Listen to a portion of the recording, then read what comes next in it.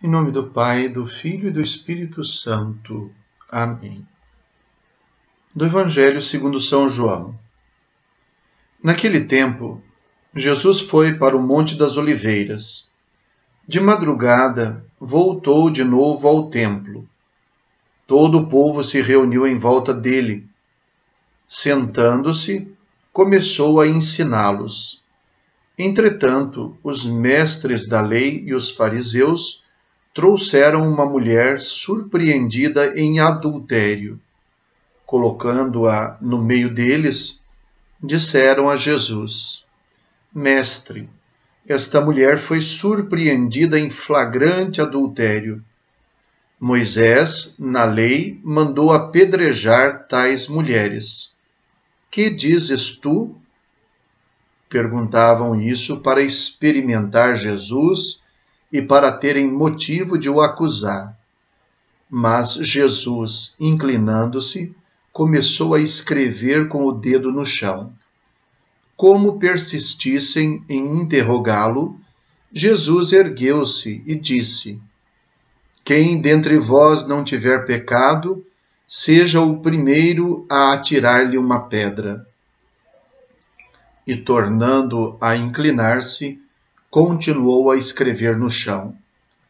E eles, ouvindo o que Jesus falou, foram saindo, um, a começar pelos mais velhos. E Jesus ficou sozinho com a mulher, que estava lá, no meio, em pé. Então Jesus se levantou e disse: Mulher, onde estão eles? Ninguém te condenou? Ela respondeu: Ninguém, Senhor. Então Jesus lhe disse: Eu também não te condeno. Podes ir, e de agora em diante não peques mais. Palavra da salvação. A maravilhosa passagem que nós ouvimos deve servir de grande consolação para nós, porque aquilo que Jesus realiza por esta mulher é o que ele deseja realizar por cada um de nós, pegos em flagrante delito, pecadores. Talvez as outras pessoas saibam ver mais os nossos pecados do que nós mesmos. Talvez nós saibamos ver mais os pecados dos outros do que os nossos. Mas somos nós, aqueles que são colocados diante de Jesus.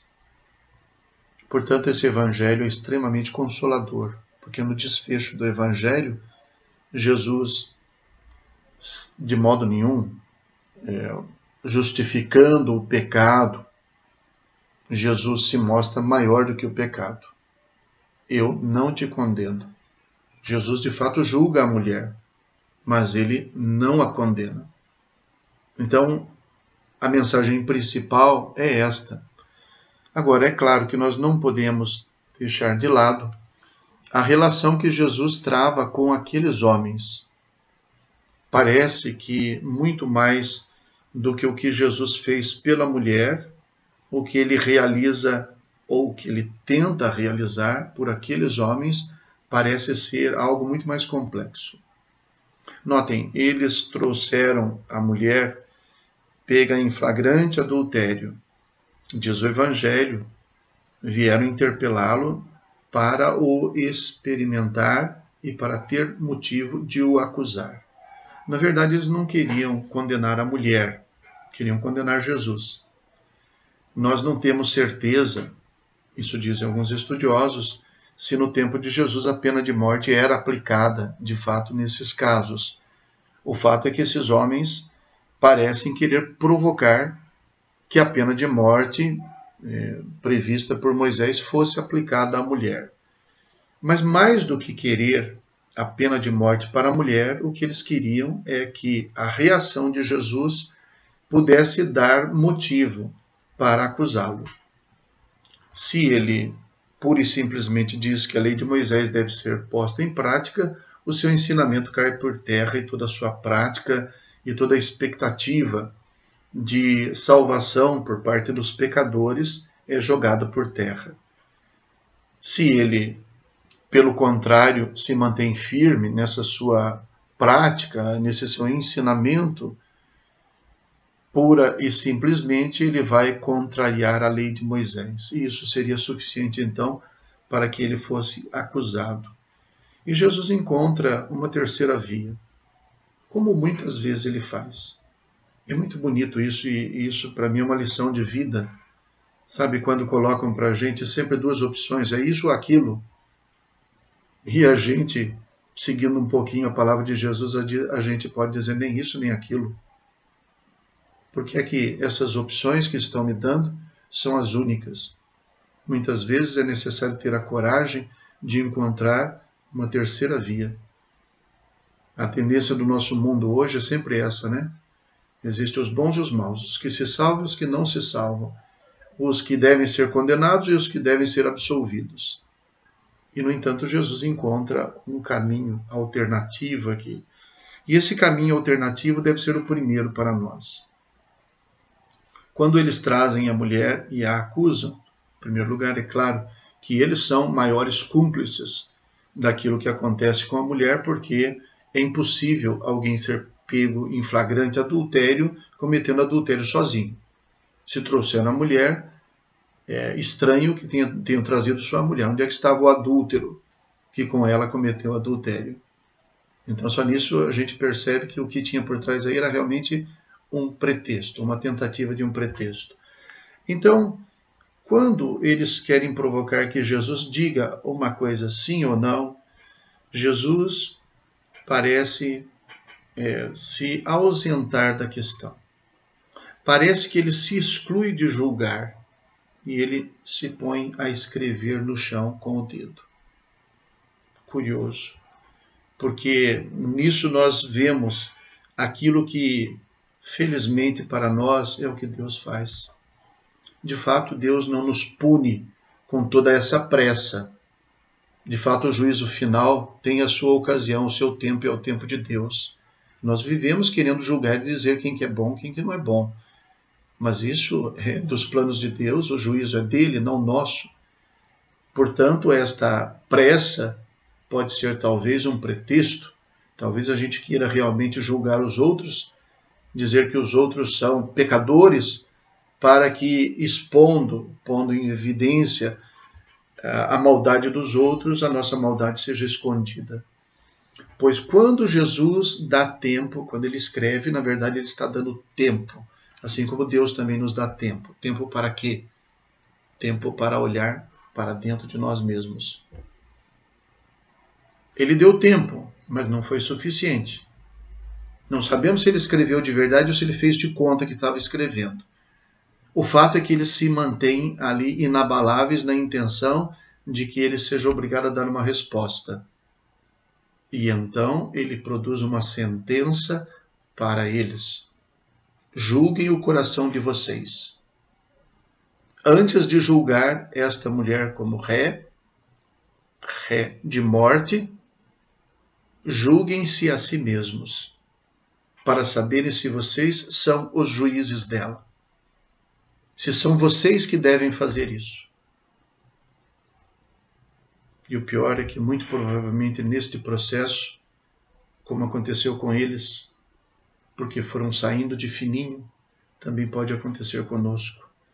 Ao examinar o coração, ao olhar para nós mesmos, ao descobrir que somos pecadores, pode ser que muitos daqueles ali que estavam acusando tivessem cometido adultério também. Pode ser que aquele que cometeu adultério com aquela mulher estivesse ali no meio dos acusadores, não sabemos. Ao examinar o coração, nós descemos deste púlpito de julgamento. Se a gente fosse capaz de sermos juízes de nós mesmos, deixaríamos de ser juízes dos outros. Deixaríamos que Deus fizesse o julgamento. Infelizmente, a nossa grande tendência é esta: buscar uma justiça que é feita na base da comparação. Nós queremos que os outros sejam piores do que nós, assim nós parecemos melhores. Nós não queremos nos confrontar com o bem, com a justiça, com Deus. Nós queremos nos confrontar com os outros para nos sentirmos melhores. Quanto mais pudermos rebaixar os outros, mais elevados nos sentimos. Quando a lógica daqueles que são libertados é: quanto mais nós nos humilhamos, quanto mais nós descemos do nosso orgulho e do nosso egoísmo, tanto mais somos libertados. Tanto mais podemos ser amados, ser abraçados pela misericórdia de Deus. Esta mulher que sofreu esta tentativa de julgamento, no final ela se confia inteiramente a Jesus. E aí Jesus a julga assim, para absolvê-la. Ela está no meio de pé. E aí Jesus pronuncia uma sentença de absolvição. Esse evangelho maravilhoso mereceria mais comentários e mereceria, sobretudo, mais reflexão e mais conclusões da nossa parte. Eu, pessoalmente, agradeço a Deus por ter revelado páginas como essa, que podem me ajudar a ser libertado do meu egoísmo, do meu orgulho, da minha tendência de querer julgar os outros, sempre julgando com parâmetros diferentes. Eu sou sempre muito duro quando se trata de julgar o outro. Quando se trata de julgar a mim mesmo, eu tenho justificativas. Notem só num pequeno exemplo. Veja que tolerância nós temos quando a gente tem um compromisso e alguém chega atrasado com ele. Veja que justificativa nós temos quando quem chega atrasado somos nós, por exemplo. Parece que não vale a mesma ideia, o mesmo raciocínio, não vale para o outro, aquele que vale para nós. Gostaria de encerrar com a oração do ato de caridade. Eu vos amo, meu Deus, de todo o meu coração e sobre todas as coisas, porque sois infinitamente bom e amável, e antes quero perder tudo do que vos ofender. Por amor de vós, amo ao meu próximo como a mim mesmo. O Senhor esteja convosco. Abençoe-vos o Deus Todo-Poderoso, Pai, Filho e Espírito Santo. Amém. Fiquem com Deus.